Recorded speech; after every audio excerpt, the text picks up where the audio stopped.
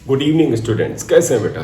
NCERT class 11 chapter number 3 motion in straight line question number 3.17। तो question number 17 की बात कर रहे हैं। आप आइए क्वेश्चन को ध्यान से पढ़िए।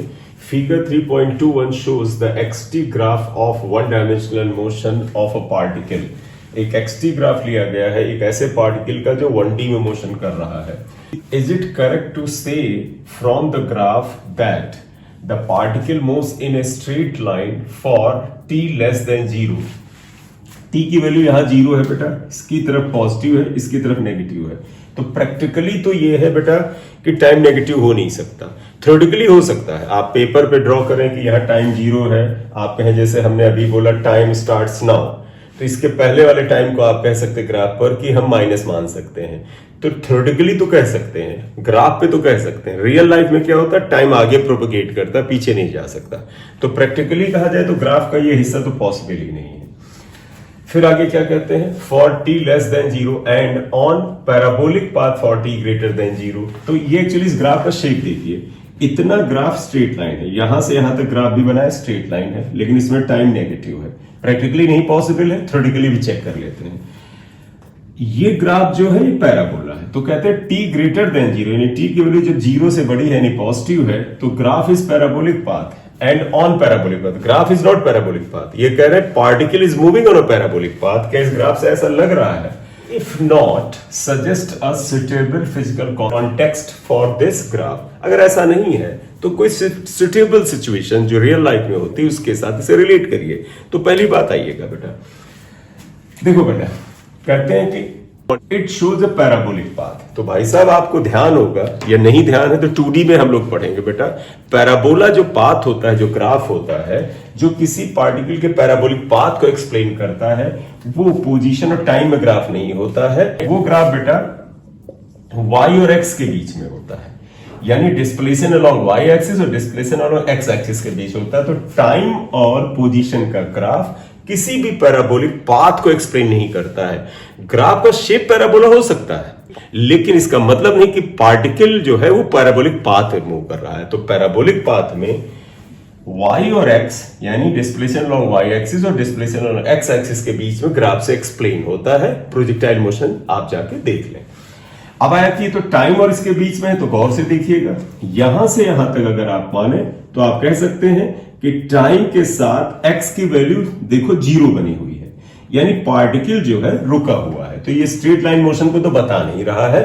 थ्योरेटिकली बात करें, प्रैक्टिकली ये पॉसिबल नहीं है क्योंकि टाइम नेगेटिव नहीं हो सकता है। तो पहले आइएगा, ये हिस्सा ग्राफ का practically not possible. Why? Because time is not negative. Theoretically mathematically अगर ग्राफ में बात करें, चलो हमने मान लिया कि टाइम को जो पीछे था उसको हमने माइनस मान लिया, तो भी कह सकते हो ये पार्ट इसका देखो, ये ग्राफ स्ट्रेट लाइन जरूर है, लेकिन अगर आप देखें यहां से यहां तक x की वैल्यू 0 है, यानी पार्टिकल स्टेशनरी बना हुआ है, यानी पार्टिकल रुका हुआ है, उसकी पोजीशन नहीं बदल रही है। ठीक है, अब यहां से यहां तक बात करें, यहां से यहां तक ग्राफ का पाथ पैराबोलिक पाथ कहते हैं क्या है? नहीं। यहां से यहां तक ये जो ग्राफ है ये बताता है कि टाइम के साथ पोजीशन में क्या फर्क आ रहा है। तुम्हें पता है पोजीशन टाइम ग्राफ का जो स्लोप होता है वेलोसिटी के बराबर होता है। तो तुम्हें पता है slope of XT graph,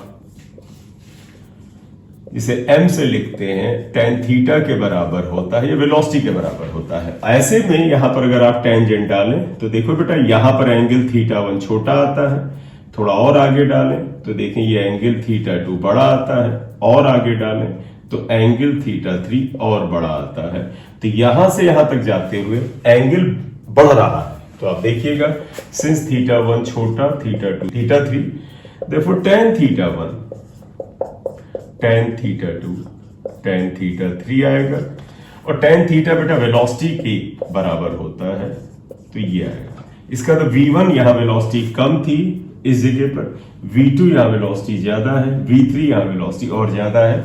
graph का ये हिस्सा बता रहा है particle is moving in a straight line with increasing velocity, it is not moving on a parabolic path. तो यानी आप क्या लिखोगे अगर मैं ग्राफ की लेबलिंग करें a, o और b तक, OB shows that particle moves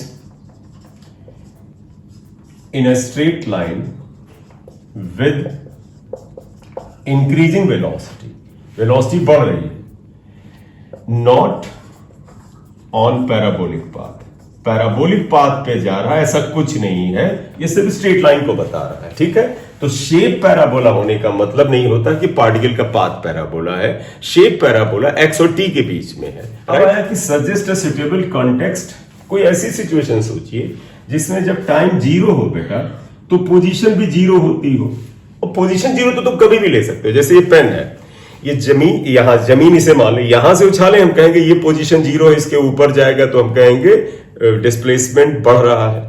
लेकिन अगर आप यहां से पेन को ड्रॉप करें जिससे ये नीचे गिरे तो यहां पोजीशन ले ली जीरो, क्योंकि हम कहेंगे ये जीरो है, अब धीरे धीरे नीचे की तरफ आ रहा, यानी पोजीशन नेगेटिव हो रही है। तो पोजीशन जीरो लेना तो सिंपल हमारी आपकी कोऑर्डिनेट सिस्टम की चॉइस है। तो कोई ऐसा सिचुएशन सोचिए जिसमें एक्स की वैल्यू जीरो होती हो, टी की वैल्यू जीरो होती हो, और टाइम के बढ़ने के साथ पार्टिकल की वेलोसिटी बढ़ रही हो।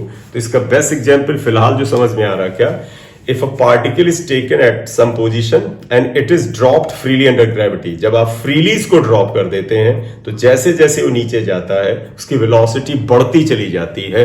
और अगर आप देखें यहां से यहां तक इसकी वेलोसिटी बढ़ रही है, तो यानी कि इसका एग्जांपल क्या हुआ, a particle is dropped freely under gravity from some higher point.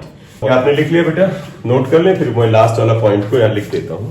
तो कंटेक्स्ट इसका अगर लेना है तो देखिएगा, सुटेबल कंटेक्स्ट क्या आएगा, a particle is dropped freely under gravity from some height, या ठीक। तो बेटा ये क्वेश्चन नंबर 3.17 था। आप ग्राफ के क्वेश्चन को थोड़ा इंपॉर्टेंस दीजिए, क्योंकि बड़ी छोटी छोटी बातें होती हैं, अदरवाइज कई बार ग्राफ ऑन स्पॉट छोटी छोटी गलतियों की वजह से या तो हम अटेम्प्ट नहीं करते हैं, और या करते हैं तो गलती हो जाती है। तो छोटी छोटी कंसेप्ट होते हैं, तो ग्राफ के क्वेश्चंस को समझ के करना चाहिए। Thank you very much for watching the video. Next lecture में क्वेश्चन नंबर 3.18 की बात करेंगे। Kindly like the channel, subscribe the channel. Thank you very much.